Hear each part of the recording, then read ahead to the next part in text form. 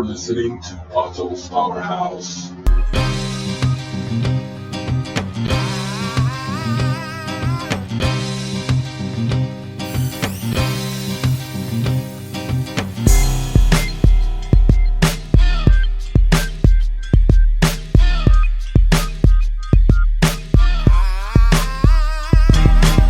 You're listening to Pato's Powerhouse. What up, everybody? Welcome to another episode of the Powerhouse. My name is Pato Morningstar, and my AI assistant is here with me, I believe. Hello, Pato. How are you?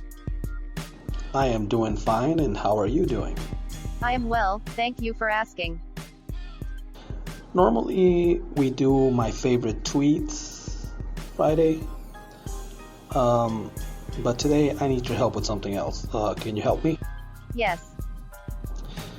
Okay, today I came across this tweet in a long thread. It's from @literature_lady.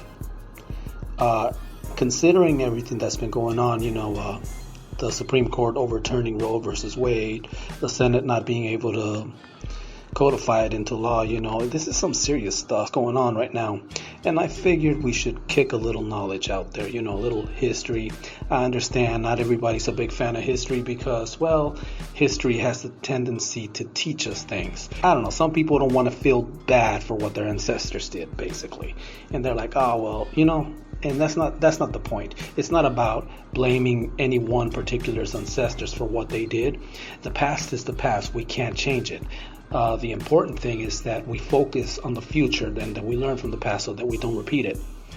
However, that's up to the individual. But anyway, will you help me? Will you read those? Yes. Well, thank you very much. You're welcome.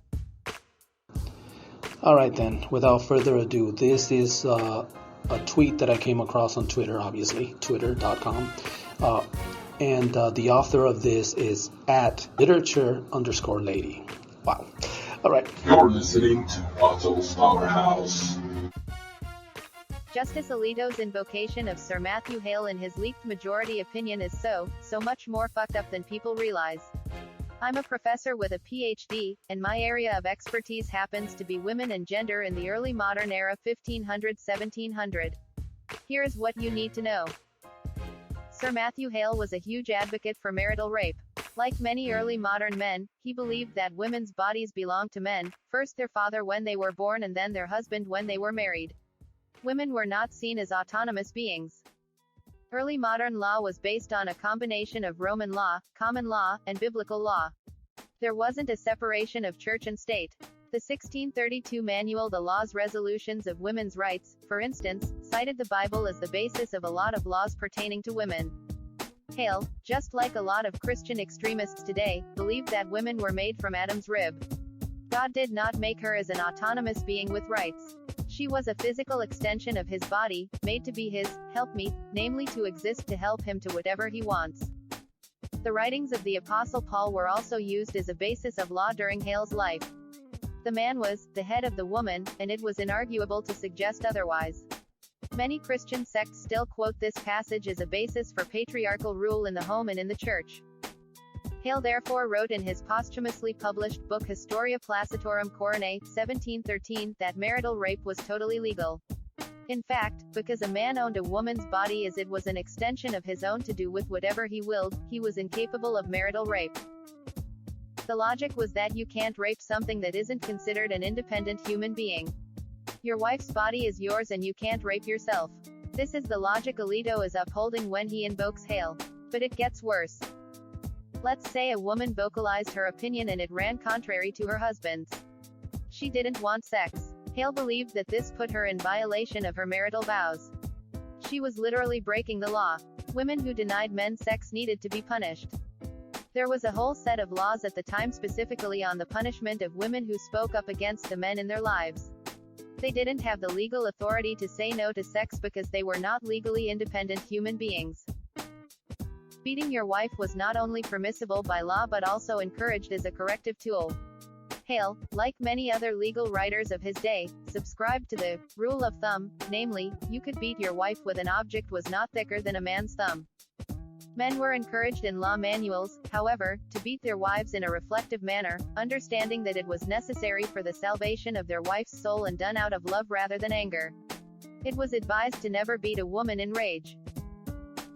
Court records, however, were filled with incidents of extreme physical violence against women by their husbands, so this advice was rarely followed. Women who were beaten nearly to death rarely saw justice. The courts almost always sided with the husband. He was doing his job. Keep in mind that Hale and others also viewed a father's role in a similar way. The daughter had no bodily autonomy, and it was a father's duty to correct his children as long as he did so within the law. Daughters were groomed from an early age to be obedient to future husbands. It should be no surprise that Hale was responsible for the trial and execution of women for witchcraft, and that his legal opinion would be used as a base for the execution of women and children by the state both in England and the Americas. The big witch trial Hale was known for was the 1662 trial of Rose Cullender and Amy Dooney. It followed many of the trial conventions of the day with bonkers stories of toads, vomiting pins, etc. Both women were widows and found guilty. Women who were executed by the state for witchcraft were overwhelmingly poor and single. Most were widows. Hale and his contemporaries found independent women to be a serious threat in society. She was not owned by father or husband, which meant that she was an unnatural presence. Women without a man to tightly control their behaviors were viewed as extremely susceptible to immorality and becoming a satanic force in the community. Hale believed it was in society's best interest for men of the state to step in and control these women. During this time, women could be declared legally independent, such as when a woman without a father became old enough to be freed from being another man's ward. However, these legal declarations of independence were uncommon, and the assumption is that it would be temporary. A woman's primary purpose in adulthood was to be married, be obedient to a man, and to have children. Alito, invoking Hale in his opinion, made it clear that he also thinks this too. It's his duty as a man to put the bodily fate of women in the hands of states run by white men. Keep in mind that Hale was only talking about white Christian women. Women who didn't fall into this category were debated as even being women. They were viewed as less than human with even less rights.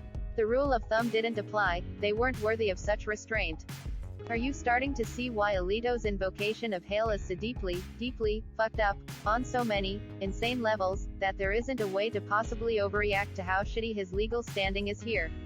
Rage, horror, disgust, etc., are not deep enough reactions to his legal opinion. And if you think Hale being invoked by Alito was something out of left field, think again. Hale is all over our legal system. The easiest application to find was the Salem witch trials, but his influence on our laws is much more insidious than that. Marital rape was not completely outlawed in the United States until 1993. Let that sink in. Hale's Historia was being invoked in our American legal system all the way up until that point to justify rape by a husband. Alito is well aware of Hale's lasting influence in our laws. So when he talks about going back to what the Founding Fathers meant, he is talking about all of this shit. Women's bodies being legally owned and controlled by men. He knows many Christian white women are groomed theologically to agree and will vote for this patriarchal control. Alito knows that by kicking reproductive control back to the states that he is putting an incredible amount of power in the hands of the men who control these communities. He knows that white men are disproportionately in charge of these places. Alito knows how much power and influence local churches have on local leadership. He knows most of these institutions are controlled by men. He is counting on it. He knows the biggest threat to women are the men in their homes and communities. Justice Alito and men like him do not see women as independent human beings with their own human rights. They see us as incapable of making our own decisions. They consider men to be divinely appointed to rule over women. This is not an exaggeration. If they think of white Christian women this way, imagine what they think about women of color, women of non-Christian groups, or trans women and men. The utter disdain towards them is deep, disturbing, incomprehensible, and violent. Collectively we need to condemn Alito's opinion and understand it for what it is, a deeply flawed rant by a misogynist zealot who puts his own sexist beliefs before his duty as a Supreme Court justice and the welfare of the American people. You're listening to Pato's Powerhouse. Once again, what my AI assistant just read out loud are the tweets from at literature_lady. Yeah, twitter.com. And, it's history. I mean, if you went to school and you read history, I remember reading about the Salem witch trials. And the more I think about it, I see how religion has infiltrated our political system, always trying to use some kind of, divine bias, like God placed me here to make sure all of you follow the law type bullshit, Anyway, in order for us to have a true and free society, we really and truly need to embrace the idea of a separation of church and state. And what that means is no one religion should have the ability to have laws made religiously biased. In other words, we shouldn't have to do anything mandated by law that forces us to observe or, follow a certain religious practice. Separation of church and state is important. Now, everything that's going on right now, the only thing I can say is November's coming up. Register to vote, and you know who you are. You know what you're doing, and you know how the flap of each wing affects you, whether you be a right winger or left winger. But if you believe in freedom, in women's rights, you know which way you got to vote. There is no third party independent at this time that can compete with all 50 senators who rejected to codify roe-vs-wade.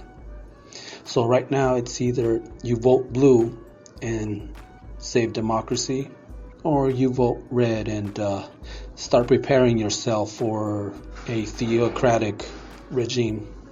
You're listening to Pato's Powerhouse. Well, there you have it, motherfuckerettes. Live each day like it's your last one, because it very well could be. Be good to each other, do something good for yourself, I don't know, you know what I'm saying? And come November, go out there and vote, motherfuckers, and do it the right way. There is no third party, there is no third option. Come on, quit kidding yourself, quit, deluding yourself that, well, I've always voted Republican, but I don't want to vote Democrat, so I'm voting in the middle here with this guy. Yeah, don't throw your vote away. Right now, our democracy is at stake. And, I don't know. Well, I leave that up to you motherfuckers, Till next time. See ya.